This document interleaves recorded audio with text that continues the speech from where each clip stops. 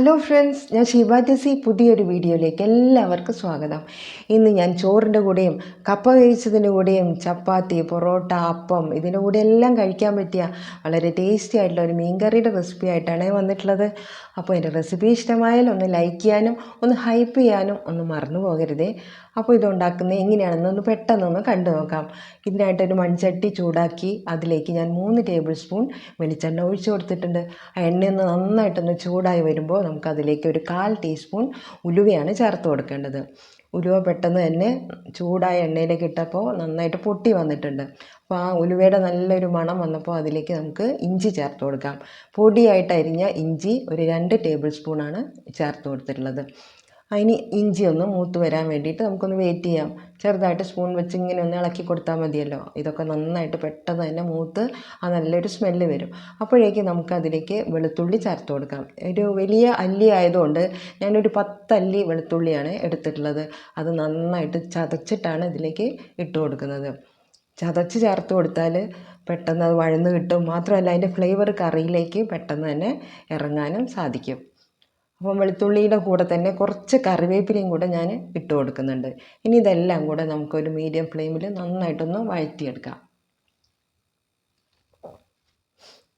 ഇത് നന്നായിട്ടൊന്ന് വഴന്ന് വരാൻ വേണ്ടിയിട്ട് നമുക്കിതുപോലെ ഒന്ന് ഇളക്കി കൊടുക്കാം. അപ്പോൾ ഇളക്കുമ്പോൾ ശ്രദ്ധിക്കേണ്ടത് ആ എണ്ണയൊക്കെ ഒന്ന് ചട്ടിയുടെ എല്ലാ ഭാഗത്തേക്കും സ്പ്രെഡാവുന്ന രീതിയിൽ വേണം ഇതുപോലെ ഒന്ന് ഇളക്കി കൊടുക്കാൻ. അപ്പോൾ എണ്ണ ചട്ടിയുടെ എല്ലാ ഭാഗത്തേക്കും ആകുകയും ചെയ്യും.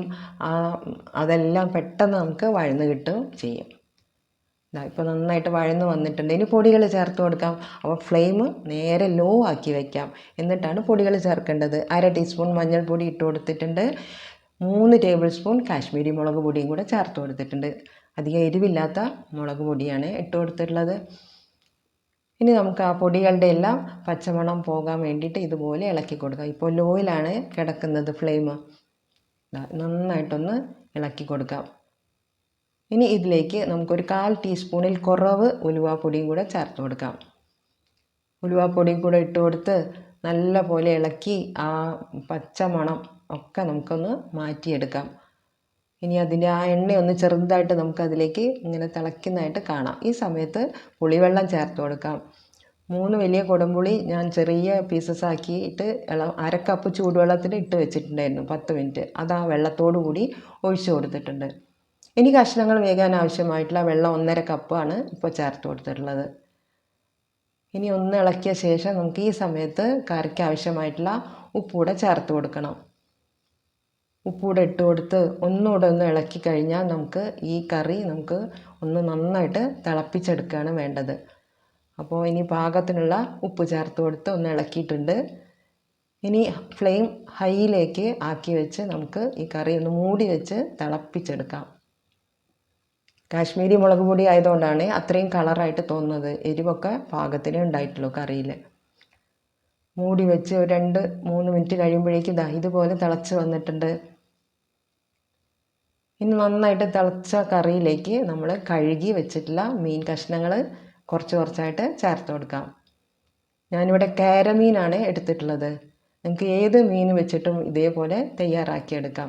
ഇതിൽ നമ്മൾ ചുവന്നുള്ളിയും പച്ചമുളകും മല്ലിപ്പൊടിയും ചേർത്ത് കൊടുക്കുന്നില്ല. അതുകൊണ്ട് നമുക്കിത് പുറത്ത് തന്നെ 2-3-4 ദിവസമൊക്കെ നമുക്ക് സൂക്ഷിച്ച് വയ്ക്കാം. കറി കേടായി പോകത്തേ ഇല്ല.